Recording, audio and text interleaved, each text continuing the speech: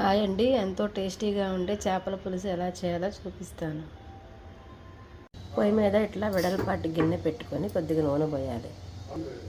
సన్నగా తరిగిన ఉల్లిపాయలు, పచ్చిమిరపకాయలు వేసిన తర్వాత కొద్దిగా పసుపు, రుచికి సరిపడ ఉప్పు వేసి బాగా ఫ్రై అవ్వనివ్వాలి.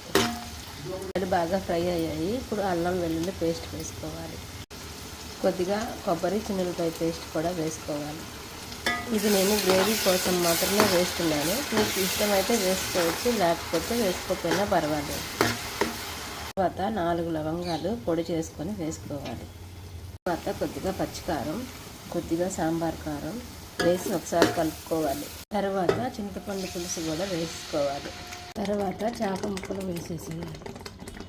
ఒకసారి బాగా కలపాలి. తర్వాత హైలో ఒక 10 నిమిషాలు ఉంచి మూత పెట్టి సిమ్లో పెట్టుకోవాలి. తర్వాత పచ్చిమిర్చి చీలికలు వేసుకుంటే బాగుంటుంది. చేప ముక్క బాగా ఉడికిపోయిందండి. ఇప్పుడు కొద్దిగా జీలకర్ర పొడి వేసుకుందాం. తర్వాత కొత్తిమీర వేసుకుందాం.